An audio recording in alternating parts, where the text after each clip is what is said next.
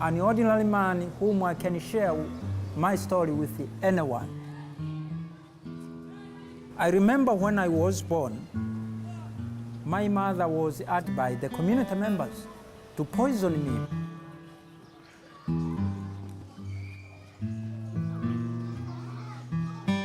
If you are born in the village, like my village, and you have the color which I have, for sure, you have to suffer. To be born with albinism in Tanzania is very tough because people think that we do not die. People are being hunting us. People are being chopped about our body parts. We are being isolated because of our skin color. People used to call us Zeru Zeru, which means ghost.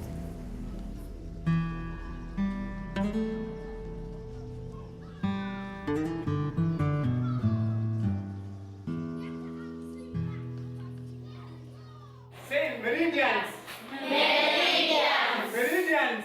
Meridians. Why do we call them meridians?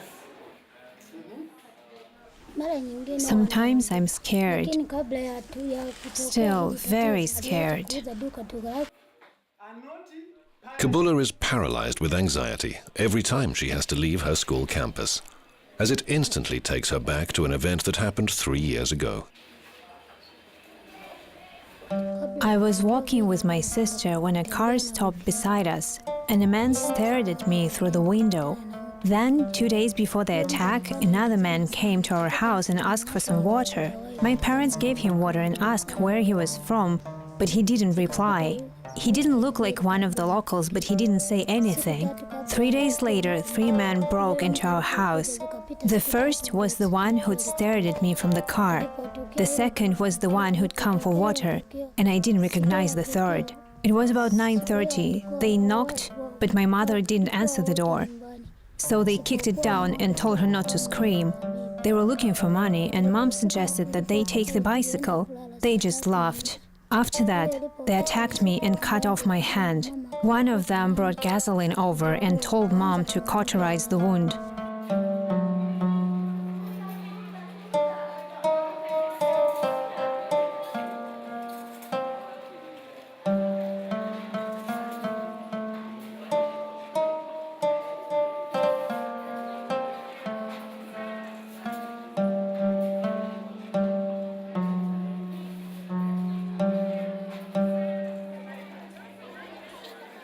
Kabula's attack may actually have ensured her a better future than most albino Africans.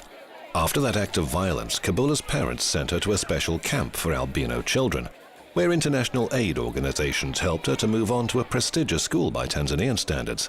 Her time there ends next year.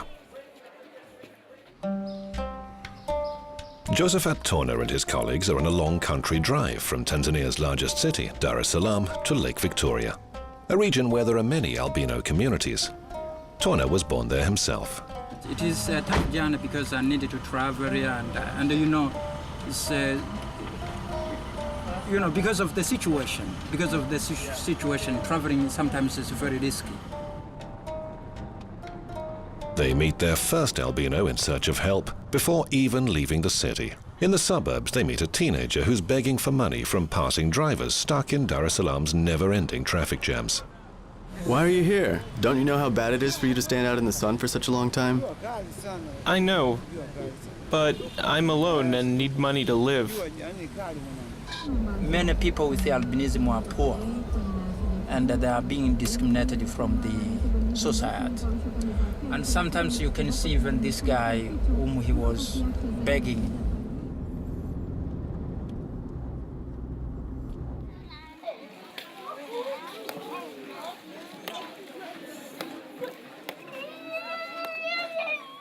Every day at school is the same for the albino children.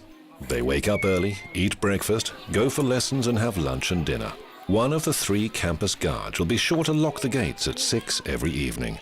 There are 100 students in this boarding school, all with similar backgrounds. They were all born in what's come to be known as the Lake Zone, a rural area in northern Tanzania, close to the majestic Lake Victoria. all were born with albinism, a condition characterized by the total absence of the skin pigment melanin. That's why these people have such pale skin and tend to have poor vision. It's really astonishing for me. People around here generally don't talk about it very much. But I can't stop wondering. I keep asking, why does it happen? I mean, most of the parents who send their children here don't usually come back again, ever. Not even to visit or check that everything is fine with their kids. There's an old superstition here about having an albino child living in your house. They think it's a curse, that it's bad luck. To be honest, there are a lot of people who believe that sending their child to our school will lift this curse.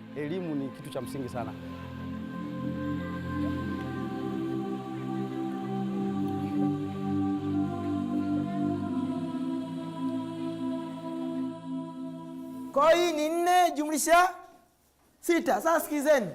Unajua kaipataje huyu? Sikaandika 10 hapa, umeona? Hassan is 16 years old. He's one of the oldest students here at the special camp for albino children. 4, 6. Kwa jina naitwa Hassan Hamisi. My name is Hassan Hamisi. I'm from Kagama. I've been living here as a refugee since 2009 because it's the only place where I can be safe.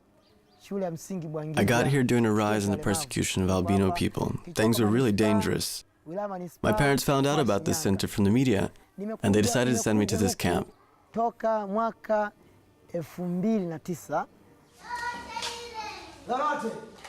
Hassan finished elementary school long ago and should have left this educational institution.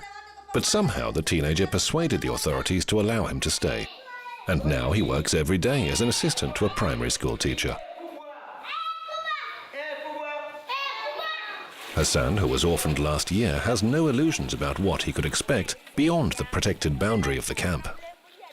When my parents saw that their baby was an albino, they were completely shocked. They asked the doctors what was wrong with me. They just wanted to figure it out. One of the doctors in the hospital explained that this is a normal condition, actually. My mother loved me a lot, but when I went to school, I caused a lot of trouble and a lot of problems for her. My classmates were really frightened of me. They were too scared even to touch me. They said that if they touched me, I would just start bleeding, or maybe even just disappear completely.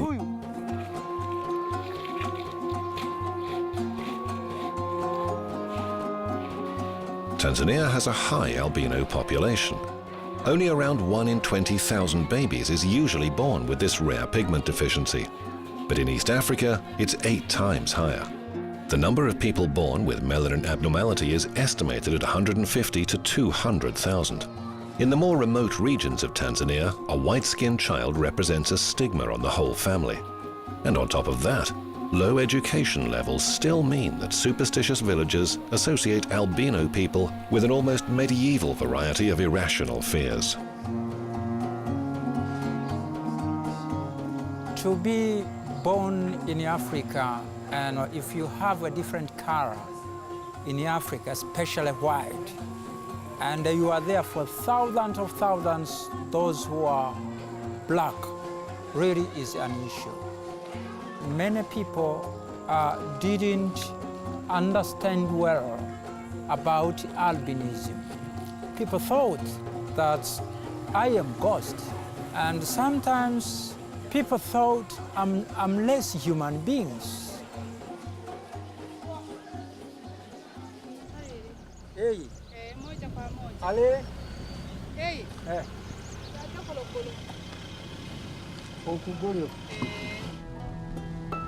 The start of the 21st century saw a widespread breakout in albino hunting.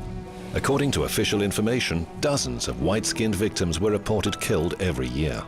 But the real number is likely to be much higher, considering that many of the attacks were never reported to or recorded by the police. The victimization always followed the same pattern.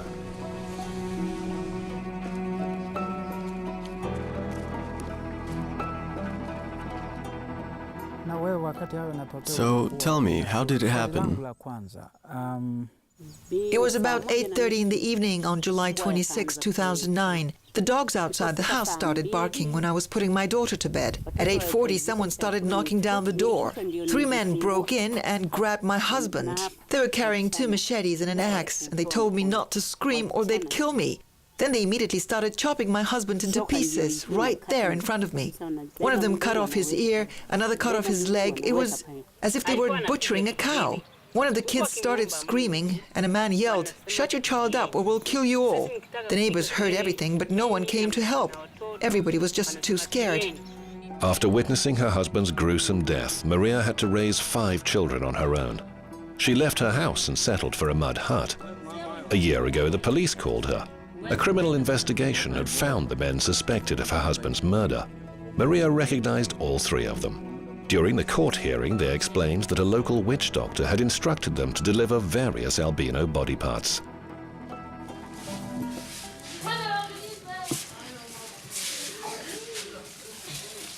This is my baby.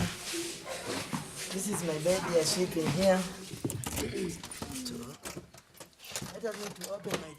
Hassan has now lived for 5 years at the boarding school for albino Africans. His whole world is within the campus. Everything he owns fits easily into this small metal box. This is a mine. My cap special for preventing sun. Today, his regular and settled daily routine has been disrupted. We have in this box, again, we have clothes. Clothes, this will be used. As you know, many children are being, the parents are bringing them here, but they do not have enough equipment, enough clothes. So we thought we have to give to the children. Local authorities were shocked by the wave of albinos being murdered in the 2000s. In that situation, the government had to set up a number of camps whereby these children will be taken care of. And this Buhangiji Center is one of such centers with a population of about 248 children with albinism. What we are missing now is inclusion. If you send me to the camp today, it's really that is exclusion. Because I would like to live like other people, the way how they live in the community. But we are missing. If you see children, like the children with albinism are in the camp, it's really you cannot believe. It's an unbelievable story, but it's a true story.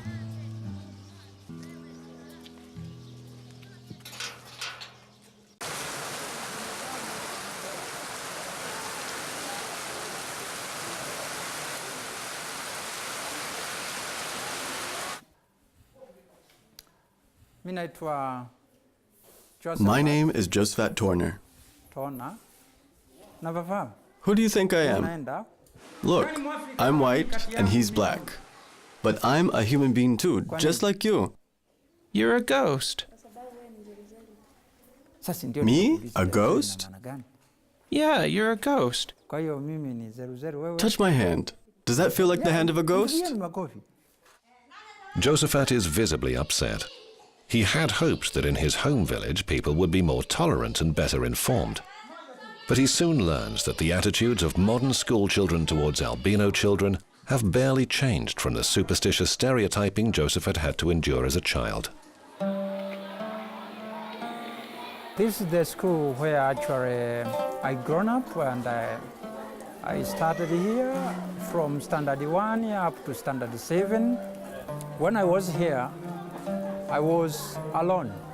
Many children actually didn't know what is the albinism. So sometimes I wanted to play with them, but really they ran away because they were taught that, albinism is a curse.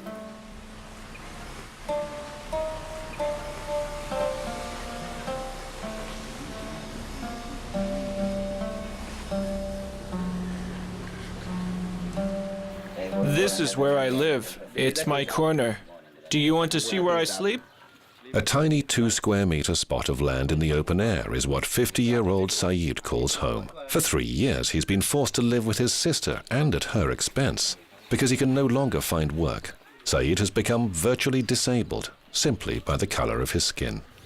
It was in 2010. I was collecting dry branches from the forest when two Maasai men came up and asked if I had any tobacco. I did have some with me, and when I bent down to pick up my tobacco, they hit me on the back of my head with a stick. They hit me 3 times, 2 strikes to the back of my head, and then they punched me in the face. I was knocked out, and when I came round, I saw that my left hand was gone.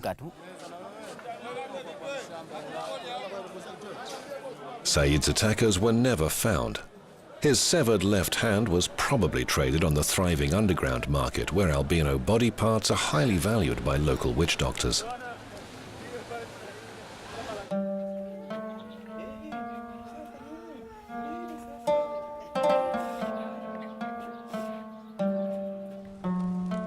People were emphasized that if you get a body part of an albino, you'll become rich. The body parts of people with albinism are being found today with witch doctors.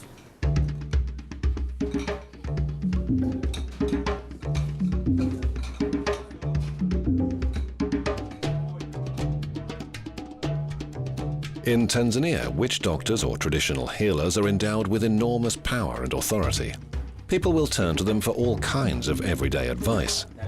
No one will ever know which healer first suggested that making a potion with an albino's bones could cure any disease, make someone rich, or ensure good fortune.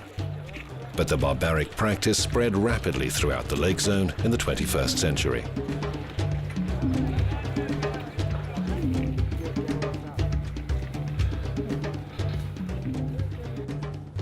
During their travels, Josephat and his colleagues had the rare opportunity to talk to Mrs. Juma, one of the region's most powerful and influential witch doctors. Juma's body is said to be possessed by the spirit of her long-departed grandmother whenever she falls into a trance, and so here she claims to be speaking on behalf of her grandmother.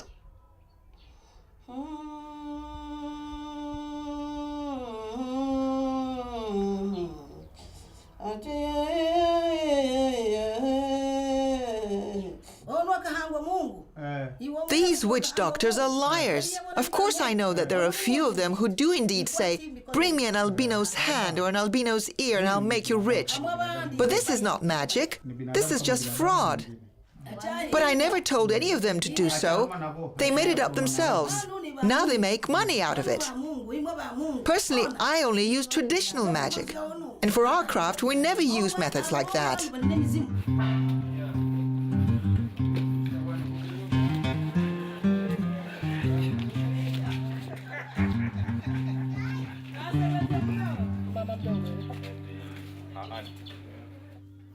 A girl used to live in this house. She was just 2 years old when she died of malaria. The undertakers at the local cemetery refused to bury her there because they were scared that if anyone raided her grave, they'd be held to blame. And so the parents had to bury her inside their home. When asked, they just said that they'd buried their daughter a long time ago and wouldn't say where. That was because shortly before this, in the neighboring village, an albino's grave was dug up and the body was dismembered. Yusuf also lived in a small village. For several years, he remained in constant fear. When a teenage albino was mutilated in my village and had his leg cut off, I was really scared. For my own protection, my family decided that I should sleep under Granddad's bed at night instead of my own bed. It was awful. I always carried a machete with me, but I didn't really have any problems.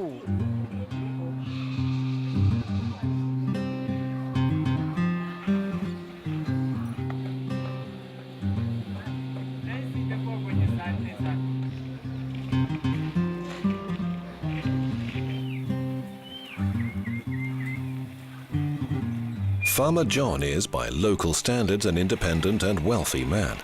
He has a big house, a substantial family, and a large herd of cattle. John is used to being self-reliant, and when he heard rumors that the locals were hunting albinos, he was ready to protect his own white-skinned children. Look, I was prepared to defend my children with the help of this. In 2007, when Lucas was still little, a strange man visited the neighbors and asked about a white child and where he was living, but they didn't tell him anything. He went away and never came back, but I was so terrified, so worried, that I used to keep my spear and machete at my side at all times. In addition to the headhunters and witch doctors, albinos also face another eternal enemy, the sun. Because of the lack of pigmentation, their skin has no protection from harmful ultraviolet light. Statistically, 85% of albinos will die before reaching the age of 40. Most will fall victim to skin cancer.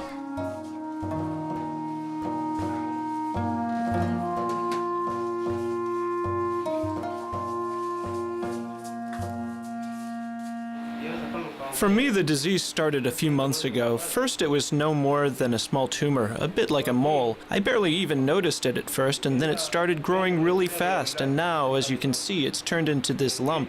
I went to see the local doctors in Mwanza. They only said it was some kind of inflammation. It was only a few months after that that they finally told me that I needed to come here, but I didn't have any money to pay for travel. I got here 2 days ago.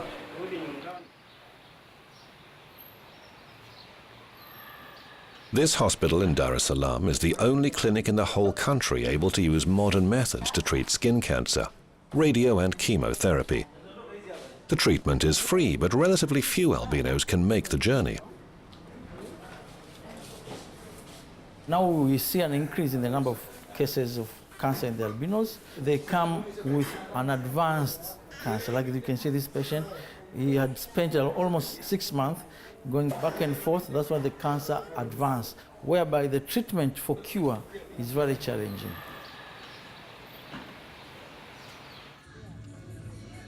After dinner, Hassan plans to venture outside the camp. He has a little money after some generous visitors have been to see him. He wants to spend it at the local market.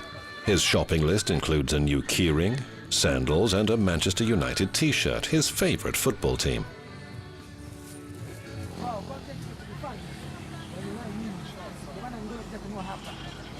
Until the evening, when the harmful sun sets, he'll study English.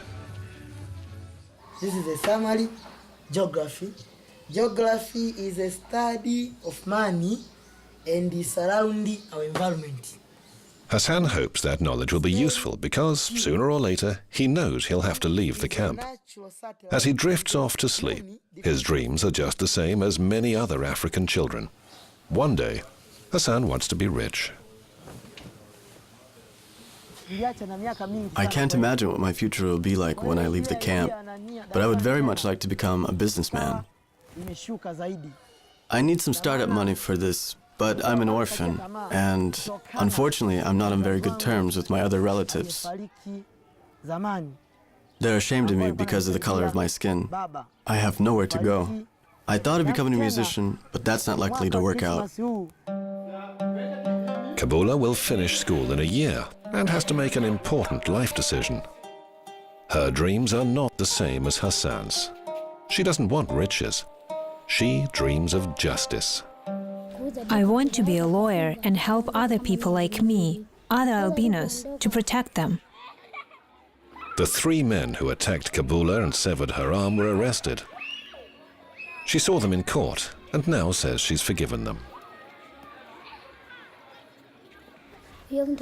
I was sitting directly opposite them and they didn't say a thing. I also kept my silence. I know that they only did what they did to escape poverty. All they wanted was some money. I looked at them and I felt sorry for them.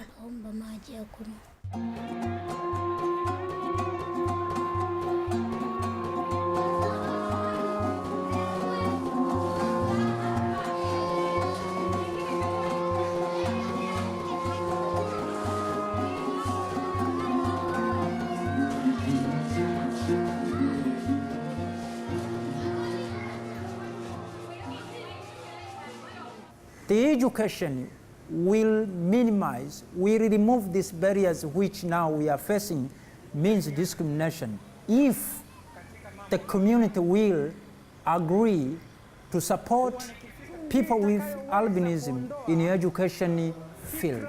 But If not education, for sure, this group is still behind of the world.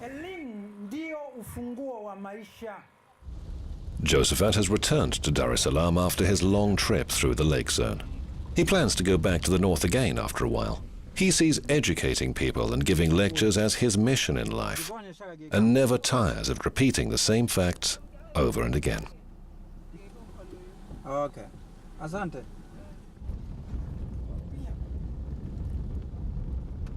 My blood and your blood, it doesn't mean that if I cut here, maybe my blood will be blue or yellow. Not.